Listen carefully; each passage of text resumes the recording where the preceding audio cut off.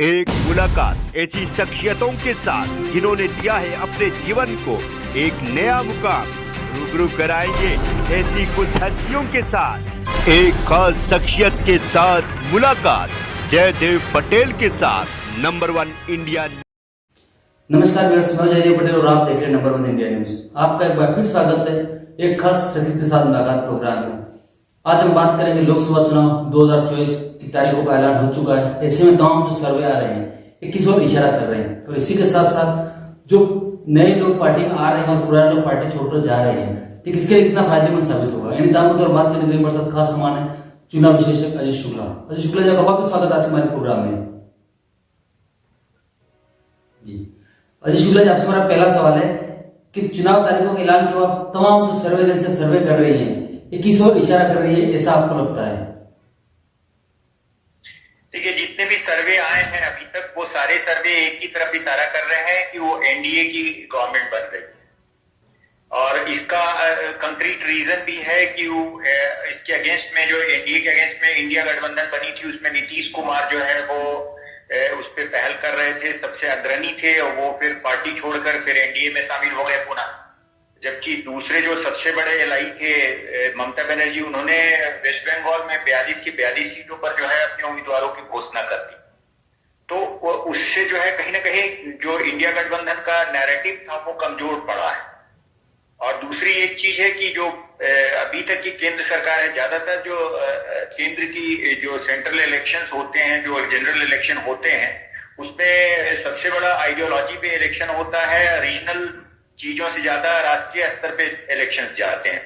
तो जो दूसरी पार्टियां हैं, जैसे जो क्षेत्रीय पार्टियां हैं, आज तक जितनी भी कांग्रेस, अगर 50% स्टेट इलेक्शन हुए हैं, अगर कांग्रेस या विपक्षी पार्टियां जीती है तो उसमें उसके लीडरशिप बहुत ज्यादा मजबूत स्थिति में दिखे हैं। चाहे आप कर्नाटका के इलेक्शन देखिए तो वहां सिद्धारमैया थे, डीके शिव कुमार थे, जिसकी वजह से उनको इलेक्शन जीते।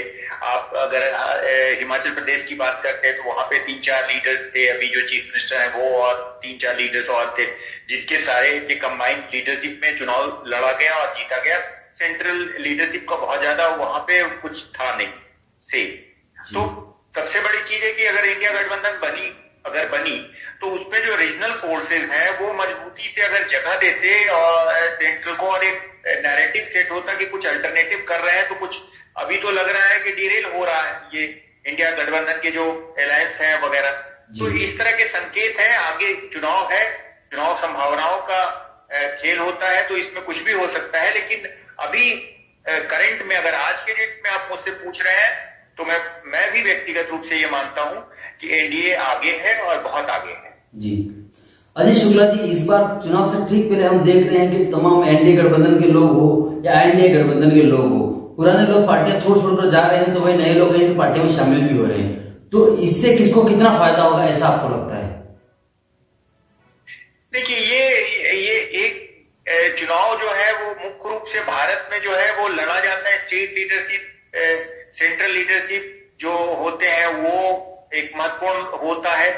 दूसरा होता है कि इश्यूज जो है, जो पॉलिसी चलाए हैं या जो वेलफेयर स्कीम चलाए हैं, गवर्नेंस कैसी चली है राज्य सरकार और केंद्र सरकार की वो। और तीसरा जो है कास्ट डायनेमिक्स होता है। तो इसमें जो है वो जो लोग विक्षुब्ध हैं या जिनको टिकट नहीं मिला है वो लोग सभी पार्टियों में इधर उधर शिफ्ट कर रहे हैं। ऐसा नहीं हो रहा है कि अकेला जो है एनडीए में ही लोग जा रहे हैं जी। बहुत सारे एनडीए के लोग भी जो है वो इंडिया गठबंधन की तरफ जा रहे हैं। तो दोनों, एनडीए गठबंधन हो या इंडिया गठबंधन हो, दोनों तरफों पे लोग जो है नाराज होकर एक दूसरे जगह टिकट के सेटिंग में इसका ज्यादा संभावनाएं लग रही है। क्योंकि एज सच जो है अब तो सब चीज सेटल हो गया है। चुनाव जो हो रहे हैं, इश्यूज हैं और ज्यादातर आइडियोलॉजी पे होते हैं। तो टिकट एक बहुत बड़ा वो है कि चुनाव लड़ना है या किसी न किसी को, परिवार के किसी न मेंबर को दिलाना है, उसमें लोग एक दूसरे जगह पे शिफ्ट कर रहे हैं। और इसका बहुत बड़ा महत्व अभी तक दिखने में नहीं आया है।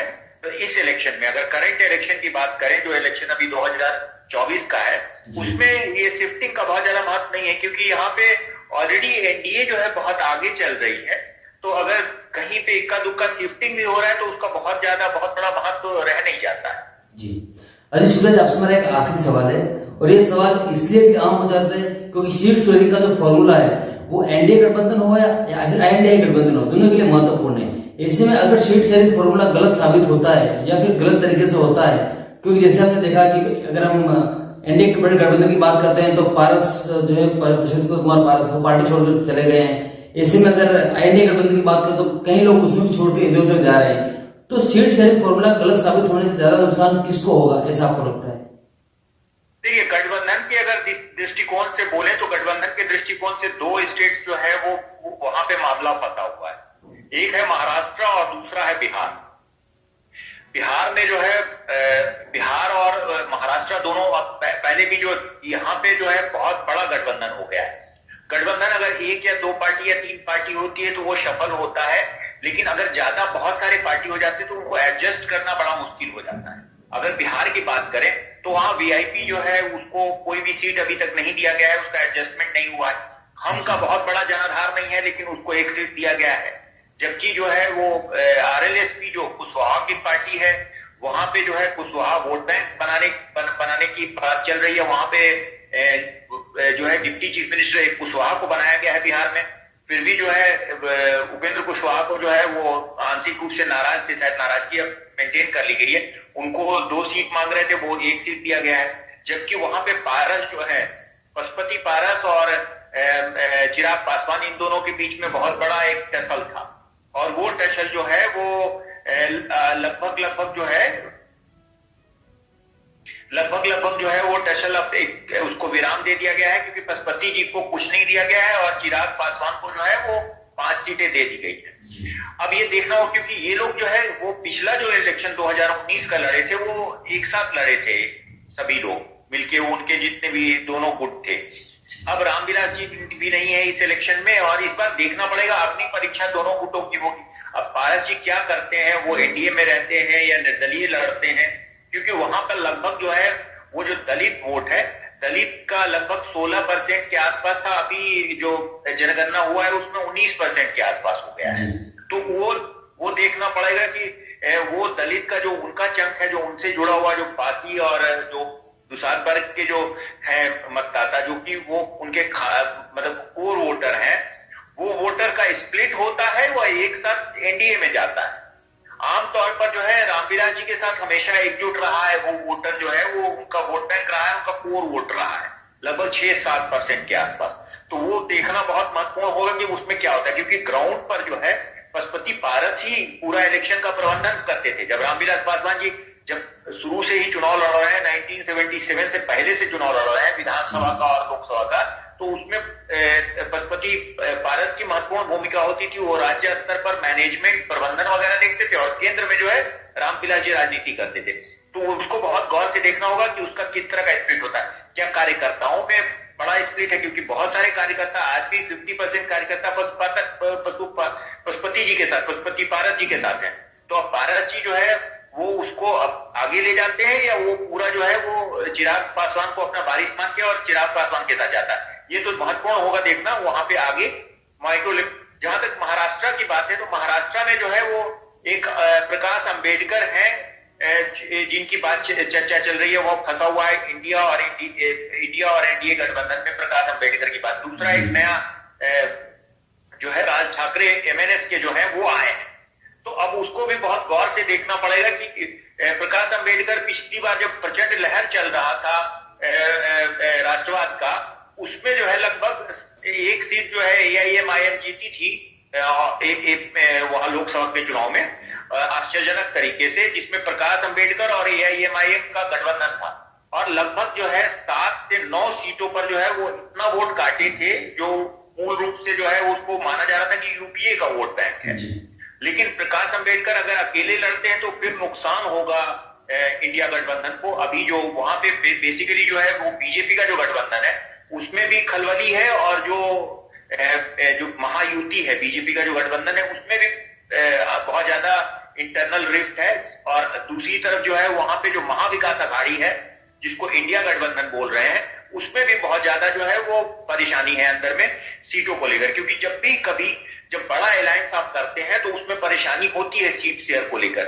उनका जनाधार कम होता है, और सीट वो ज्यादा डिमांड करते हैं और उसका एडजस्टमेंट करना बहुत मुश्किल होता है। और ये सिंपल सा बात वो लोग नहीं समझ पाते हैं कि लोकसभा का चुनाव आइडियोलॉजी पर होता है। जो नेशनल पार्टी है अगर उसको ज्यादा सीटें मिलेगी और ये लोग अगर छोटे प्लेयर रहेंगे तभी फायदा होगा कि जनता एक नैरेटिव समझ पाएगी कि ये पार्टी जाके केंद्र में एक मजबूत सरकार बनाएगी।